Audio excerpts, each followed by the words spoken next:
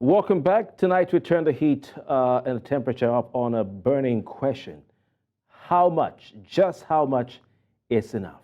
Just how much is enough? Nigeria's minimum wage currently stands at 30,000 naira, but inflation with soaring and living standards plummeting, we're asking, is it time for a drastic revision of the federal government, of the minimum wage rather? Nigeria's federal government is set to convene a committee to determine the fate of this crucial figure, this crucial number, this crucial issue that is so important to the stability of the country as far as labor and government and business harmony is concerned. And the stakes couldn't be higher. And we expect to have that on January 30. We hear the federal government of Nigeria will inaugurate the minimum wage committee. The committee is, amongst its expected terms of reference, to recommend a new national minimum wage for the country, a new national minimum wage for Nigeria. Now, after President Bola Tinubu removed fuel subsidy on May 2023, when he made that famous statement, subsidy is gone, the federal government decided, after some protests by the labor unions, to provide 35,000 naira. This was an agreement. It was called a wage award. 35,000 naira to each of its employees as government employees as a measure to alleviate the impact of the removal of subsidy. Now, that is just for government employees. Excuse me. However, organized labor is maintaining that that 35,000 naira was a provisional and ad hoc solution for the meantime, something to just hold belly, like we say in Nigeria, emphasizing the need for a review of the minimum wage in 2024. I just want to paint a picture for you to understand where Nigerians stand as we speak right now.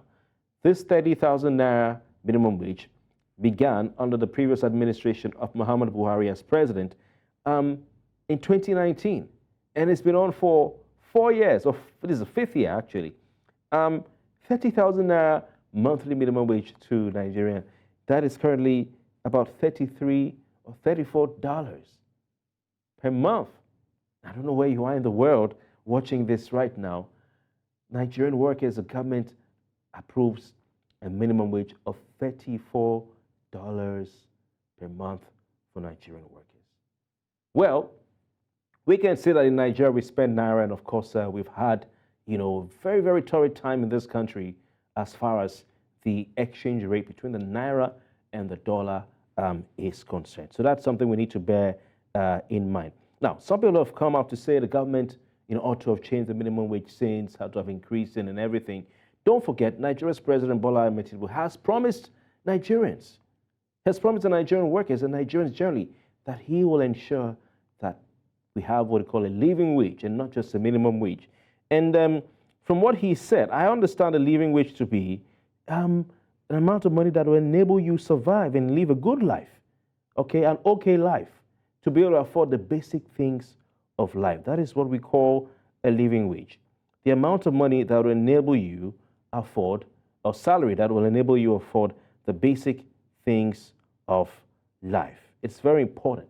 So having a minimum wage, you can have a minimum wage and yet not have a living wage. But President Bola Tinubu says he wants Nigerian workers to have a living wage. And please, let's not be mistaken about this. When we're talking about, or when we talk about the minimum wage, we're not just looking at those who work for government.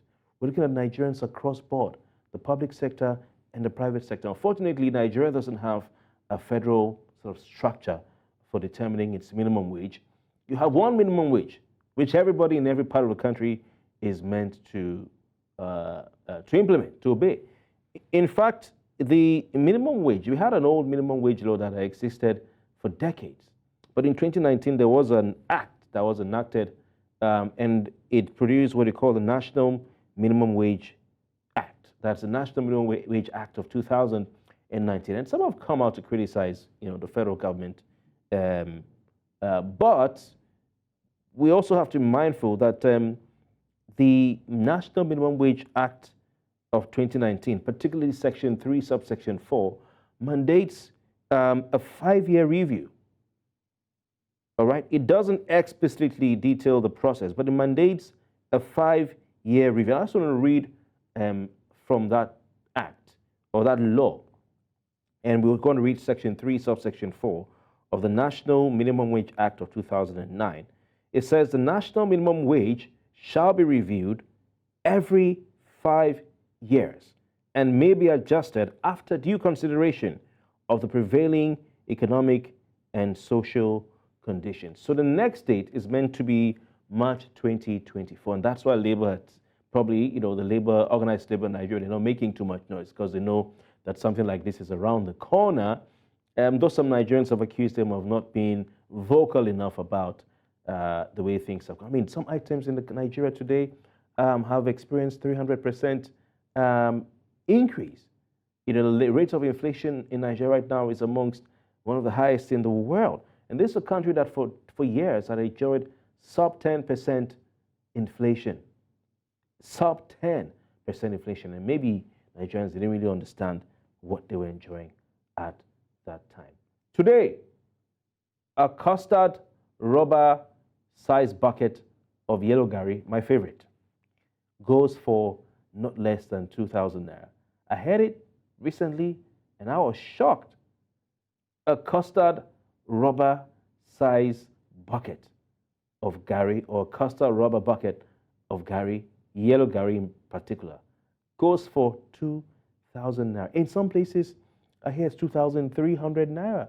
In some places, I hear it's 2,500 naira. Things are not the same in Nigeria anymore. All right?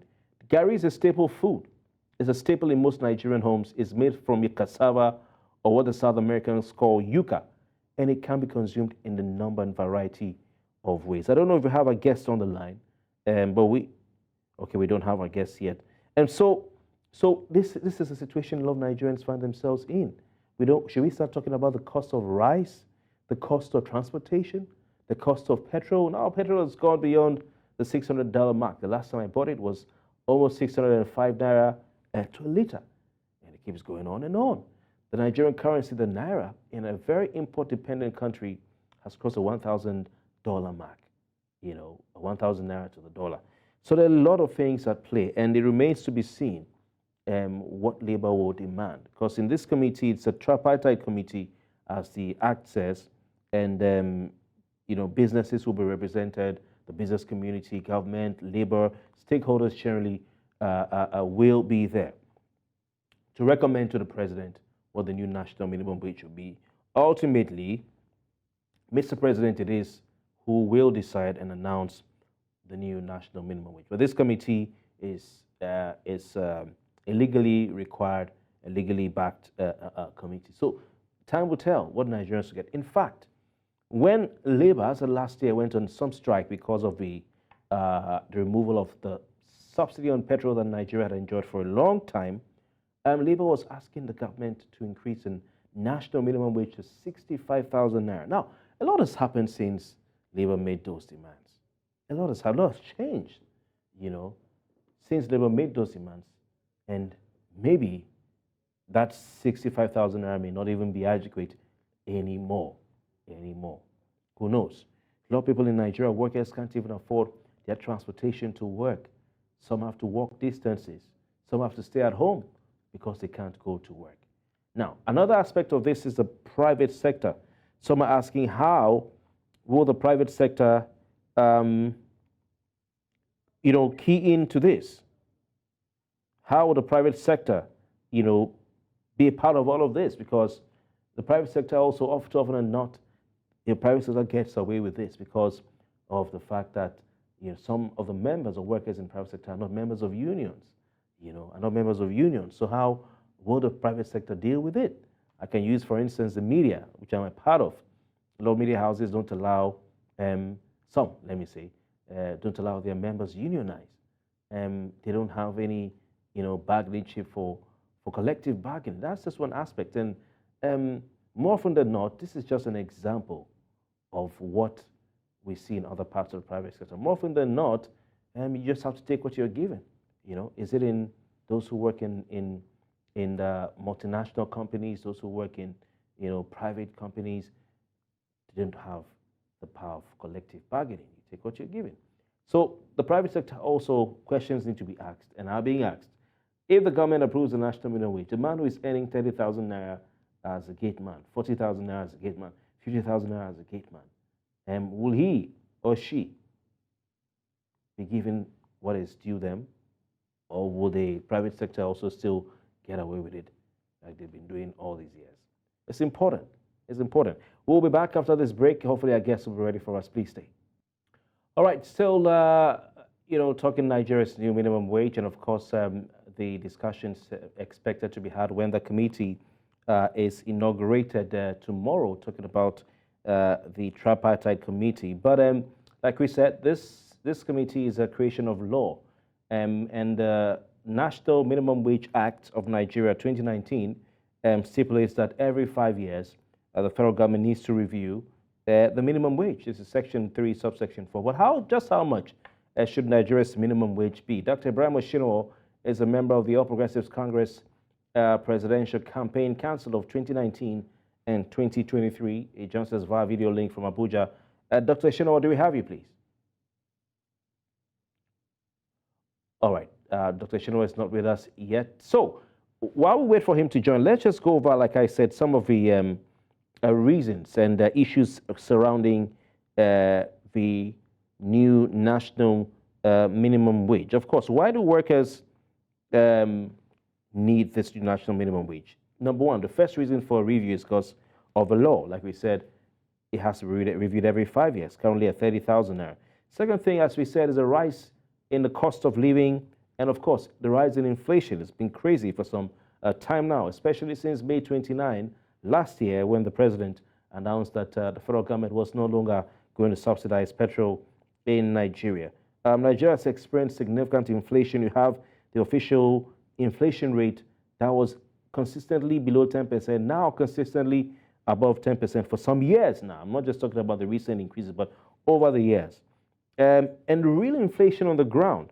I give an example of the cost of a custard rubber bucket of Gary, yellow Gary in particular. The real inflation of the ground is biting, all right? And it's higher, even reflecting a higher increase in the general price levels than what the official figure is. Because if you look at the fact that a custard roll of Gary, yellow Gary, cost 500 naira some time ago, and now it costs 2,000 naira and above, then you look at about 300%, if I'm not mistaken, increase, which is even greater than what we see with the official inflation records. Apart from that, the third reason, the first we talked about the law, that requires the minimum wage to go up. The second, we talked about the demands of labor union. The third is, of course, the demands of labor union. No, sorry. The second was the rate of inflation and the rise in the price or the cost of living. The third is the demands by labor. And organized labor, since the removal of petrol subsidy, has consistently called or advocated for an upward review of the minimum wage. We have the Nigeria Labour Congress and the Trade Union Congress, who went on strike some time ago. And to what you've seen on your screen, they were called to Aso Rock, and when they came out, they told Nigerians, that they had called off their strike. The next reason is, of course, we're looking at government fiscal constraints. Yes, indeed, it's not a reason, but it's a factor. While there's an acknowledgement of a need for a minimum wage adjustment, the Nigerian government is also currently facing some serious fiscal constraints due to, maybe some would say, lack of proper financial management, maybe the effects of the Russia-Ukraine war, like they tell us, and the effects of COVID-19, even though it ended some years ago, though we hear it's still around. So lack of, meeting the expected level of sales or output, from crude oil production because of crude oil theft and instability. These have affected the federal government's earnings. And of course, an FX crisis that has also affected the country means the government is cash-strapped, and the government has had to go borrowing. Government has had to go borrowing. So this will be a factor in the negotiations. The government to say, we can't afford what you're asking. They definitely will say that this is what we can offer. In Nigeria, the government hardly sacks workers.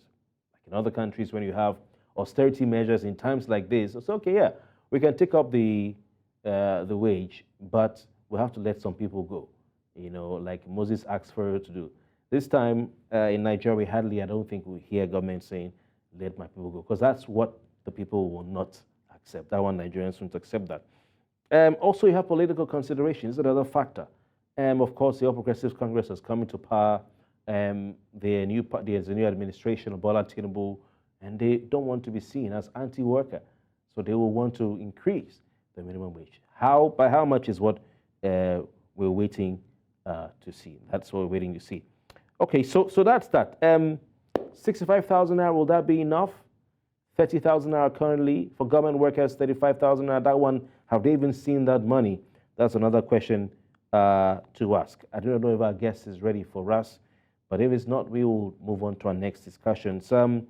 But some have also said that the government will have to balance the workers' demands, of course, with the government's financial limitations. And, this sometimes creates tension.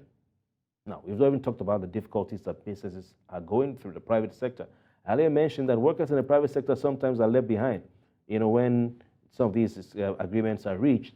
But the truth is that private businesses are also going through a lot in Nigeria today, especially with the cost of doing business in this country, which has been exacerbated by the rise in the cost of fuel, diesel, and petrol, and the cost of power. It's a big issue in Nigeria today. All right, let's take a break. When we come back, we'll try to delve into other parts of this conversation or the next conversation. Stay with us. Welcome back. We still have a conversation on tonight on Politics HQ. Moving on to discuss issues regarding the local government administration in the country. And of course, we have a social political NGO, or let me say civil society organization, Socioeconomic Rights Accountability Project, asking certain questions regarding government spending, talking about the local government level. These are murky waters of finances in Nigeria politics. Socioeconomic Rights and Accountability Project claims that over the years, 40 trillion naira, you heard me right, 40 trillion naira, earmarked for local government councils across Nigeria, has vanished into thin air. Now, it's a figure so astronomical, it makes, the deepest pothole seem shallow. Now, no pun intended there, because, of course, if they're not using the money for the benefit of the people, then you have a lot of potholes in those local government areas. Well, tonight, to help us analyze this, we're joined, this is a labyrinth of alleged misappropriation, by the way, joined by Larry Suraj. Larry Suraj is the chairman, Human and Environmental Development Agenda header. He joins us from the United Kingdom. And if Dr. Ibrahim Oshiro is available, he will join us on this conversation as well. Mrs. Suraj, thank you so very kindly for your time tonight. Yeah, thank you for having me. Serap is alleging that the 36 governors and the minister of the FCT siphoned funds meant for local development project salaries and basic needs of communities in the local government level. As far as you're concerned, from your view, your experience, your observation of Nigerian governance, are these legitimate claims, or is the CSO, I know you're a CSO person, but feel free to speak your mind, is the CSO engaging in what some may call political mudslinging?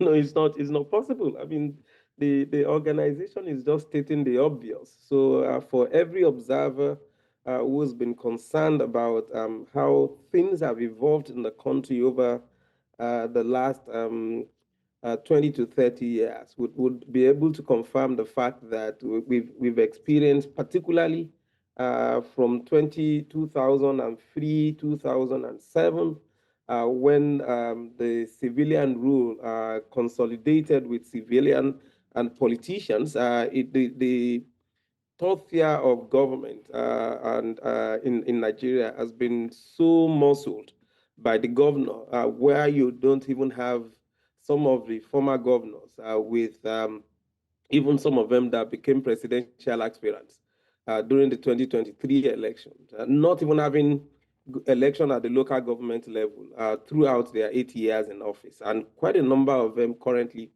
are still in the same situation, where they would then delay the election until the last couple of months before they exit office. Not even throughout the first term will they actually have local government election. And this is usually an opportunity and the standard procedure for them to ensure that the local government allocation coming from the federal government goes into the joint allocation account. And from there, it is the governor, not even the House of Assembly, not even the commissioner. It is the governor that then administer how the fund would be utilized, and usually not in the public interest for that matter. And no state is spared, including Lagos State.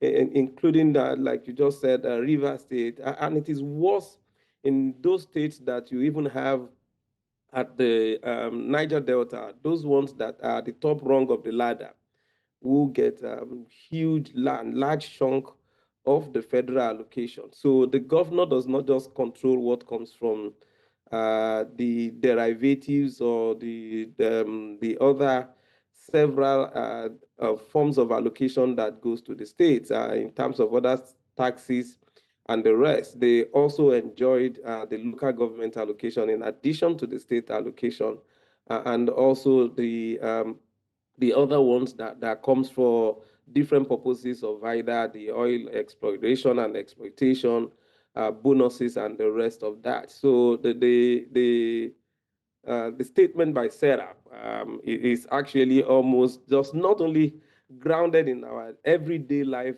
and reality, it is just statement stating the obvious. All right. So are you saying that by virtue of Nigerian law, the state governors are allowed to touch local government funds? Is that what you're saying, Larry Suraj? No, that is not what I'm saying. It is an aberration. That is why you have the three tiers of government. The governor really does not even have any power to control what goes on in the local government. It is only the House of Assembly that also has the concurrent jurisdiction and power, and so in some places exclusive jurisdiction to conduct election and then also supervise some of the things that happens at the state houses of assembly. The local government level is another tier of government. That is why you have three tiers. The influence that the local government, the governors have over the local government is not different from what the president or the federal government will have on the state governments. So the state government has its own legislative arm, and then also has the executive and the judiciary. And you have also at the local government, you have the legislative arm where you have the councillors, and then you have the chairman and the vice chairman who are responsible for the administrative day-to-day running of the state. And that is why you have separate allocation given to the House of Assembly, to the local government by the Constitution. So if it is meant to be under the full control of the local government, there wouldn't have been the basis for the separation of those power rules and then also recognition by the Constitution. But what you have seen is the aberration that has actually been turned into almost the normal operations and by the state government, because they are also usually very greedy, and their interest has really been for the development of the community and also their people. So every allocation going to the state, it was as bad as one of the state governor in the southwest state was reported to have always mandated the local government chairman to withdraw the allocation. So when they get the joint allocation accounts, the money is sent to the local government, and the local governments chairmen were under strict instruction to withdraw the allocation, take it to the government house for the governor, and then the governor gives them some party cash to go and manage by the governor and some of those people by the chairman and some of those people around them, so that the trail of money would not be traced from the local government to where the governor was siphoning the money to. And that was what informed the NFIU regulation 3 years ago, that the local government cannot withdraw anything more than 500,000 naira cash from their operation, because it was discovered as one of the tactics by the governors to remove the trail of their corrupt dealings, and then resorting to money laundering by having transactions outside the financial system of the country, to remove every trail and connection. But that has really not removed the control of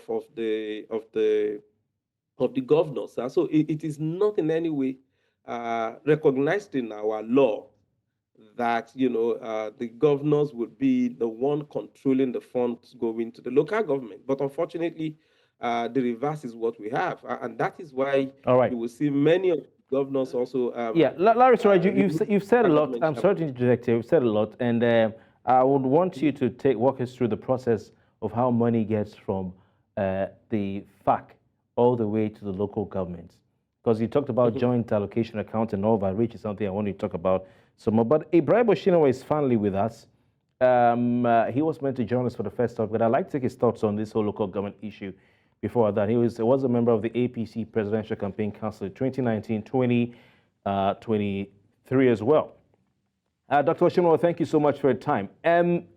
We hear that a civil society organization called SERAP, the Social Environmental Rights and Accountability Project, is saying that about 40 trillion naira has been lifted by governors of the 36 states and the minister of the FCT from local government accounts. And what are your thoughts on this as far as local government financial autonomy and execution of projects at the local government level is concerned? Okay. Thank you for having me again. I believe SERAP has been one of the, anti-corruption, crusade outfits, and they've been doing a little they can in terms of holding governors, government policies, anti-government policies, and other, um, financial issues of Nigerian officials into account. That's a fantastic one. If you go back to the process of, getting funds from FAC to the so-called local government joint allocation. If you remember a couple of years ago, we discussed it, that the law that established, the joint account allocation committee for local governments needs to be unbundled. Local government should be able to carry across. What is the process of financial regulations specifically for local government? It's not about you looking for who stole who is taking who. It's about, you have to be a gatekeeper from the get-go. You have to monitor the funds before it's being, allegedly funded by Sarah. Naming people, yeah, it's okay, it's all right. My dear brother there and friend, I'm sure I've known him for a very long time. I believe that he knows much about local government administration. I can recall him back to Lagos State. He knows a lot about local government administration. So this crusade will have been starting, long time ago, in Lagos State, where you see a bricklayer becoming a local government chairman. The next couple of months, it becomes, multi-millionaire. So this is, I would call it a belated approach, because those funds you are talking about, it will take ICPC, it will take the FCC billions of naira to even get just one judgment for a particular local government. So at the end of the day, you find out that those guys have, siphoned the money. Some are out of Nigeria, some have been embedded into, cryptocurrencies, some have been embedded into property offshore, and the rest of it. So I commend what SERAP is doing, but it's a tall order for them. So I don't want to believe that this is just an academic exercise, let me call it. All right. So thank you very much. Yeah. Sorry to interject, Ibrahim Oshinawa. I want to bring Larry back. In on this. Sorry about the interjection. Larry Suraj, are we sure? Are we sure? Because I know of a state governor back in the set of '99. I won't mention his name. Who, would call the local government chairman and say, hey guys, we want to build XYZ amount of roads. We want to build XYZ amount of drainages. We want to have XYZ amount of events to bring tourists into our state. All of you are going to bring this amount of money. I'll take this money from your allocation, and we're going to use it to do that in your local government areas. If this 40 trillion naira had found its way to the accounts and to the hands of this local government chairman across the country, are we sure that Nigerians will be seeing the dividends of this 40 trillion naira at the local government level? Yeah, I mean, it's very simple. It's a function of how much of the leadership that is provided by the state governors in particular. And that is where you see the culpability. It is not just only, so this is the implication of it. It is not just only about diverting those funds. It is also about failing to provide the leadership for the local government chairman. So where you have the governor that is upright, it is nearly impossible, if not difficult, for the local government chairman to misbehave, because they will see that they have a monitoring house of assembly, and then they have a governor that is also concerned about what is done with the allocations that gets to the states. So it is just almost as what you would have EFCC also doing in some cases, and ICPC with some of the governors. So quite a number of them will be very circumspect. But unfortunately, the moment they can see that the governors are not interested about governance or accountability, and the governors are also stealing part of their own money or diverting part of their own money, then it becomes very easy for all of them to join the bandwagon. So this is where the governors actually takes the larger chunk of the blame and the responsibilities. So it is no doubt that we all know. I mean, it is as bad as when you have especially like my brother said here in Lagos State, quite a number of the local government chairmen in all the local governments that you have in Lagos State. I can assure you, count on the fingertips. You won't get 10% of them that are residing within the local governments where they are administering. The moment they become local government chairmen, they move out of those local government areas to go and reside somewhere else because they can't defend the kind of ostentatious life that follows their emergence as local government chairman. And that is what you see around. And nobody is going to be talking because those who are actually with the responsibility of monitoring or supervising or holding them to account are even worse in terms of culpability as they are. So it is a function of who is going to throw the first stone in a glass house. So it is where you have the problem with the local government as actually constituted or even caused and also supported by the state governors. All right, interesting. I want to come back to you, Dr. Ibrahim Oshino. Sometime in 2023, there was a move by the federal government to, I think, the National Assembly in the Constitution Amendment to implement what we call, local government financial autonomy. There was a bill seeking the financial and administrative autonomy of local government administrations in the country in their respective jurisdictions. And the state houses of assembly failed to pass that bill because it's part of the requirement that the state house of assembly, as far as the constitutional amendment, must pass that bill. And some state governors didn't support the bill. Their lawmakers also didn't support the bill. Some did. What is your view of that failed process, and what do you think led to that? And can we go down that road again to see how we can have such an amendment, or do you think this will require maybe an executive action, executive bill by the president? Oh, thank you so much for that question. Let me take you back to 1999. If you remember 1999, most of the local government at that time are collecting their FAC directly from federal government. And because of the mismanagement of the fund, the President Obasanjo administration decided that okay, we'll allow the governor to have charge of that fund, so they will be able to monitor, how the local government, chairman, spend their money, and in terms of projects and the rest of it. But today is another song by few birds entirely. The governors, I'm not going to speak. I'm going to speak academically now. The The governors have turned themselves to emperors.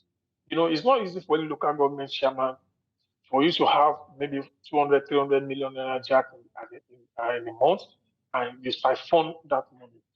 I agree with what my brother said at the other time, that because the governor are having their eyes, their interest in the local government funds, so they decided to pick whatever they wanted to pick and give, the crumbs of the maize to the local government chairman. Don't forget that some of the local government chairman, before they could become the local government chairman, they will have agreements with the state government that every month, this is their month. This is the amount you have in 3 years or 4 years of administration. And this is the amount that will go this way. No chairman of local government could raise an eyebrow when his funds were being deducted in this country. I don't know, but as at today, no chairman. Any chairman that tries that, he will be impeached the next morning. There's a particular state recently where a local government chairman, deemed it fit to challenge the leadership of the state, that he has not been able to return any development for his people. You know what happened? Within 48 hours, he was removed from office.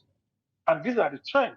So now going back to the State Assembly, National Assembly, All right. the constitution of this country, All right. coming, please. The constitution of this country does not allow executive fiat change any All right. amendment. You have to go to the Ibrahim National Oshino, I'm Assembly. so sorry, because of time, we have to leave with that. I don't even know if, because it's a constitutional matter, maybe the president can't, exercise his executive powers over it. And because I remember Buhari did sign the Judiciary Autonomy Bill and the State House of Assembly Autonomy Bill before he left office in May last year. But well, we'll see what happens. Gentlemen, thank you very much for your time. SERP has threatened to drag these bodies before, these governors and the FCT minister before the court. Let's see if they carry out their threat. Larry Suraj, Chairman, Human and Environmental Development Agenda, thank you so very kindly for your time. And Dr. Ibrahim Oshino, member of the APC Presidential Campaign Council 2019 and 2023. Thank you for your time as well. Always a pleasure. Thank you for having me. And of course, that's the size of our package tonight on Politics HQ. Thanks for being nice company. My name is Kofi Bartels. We'll return tomorrow, same time. Good night.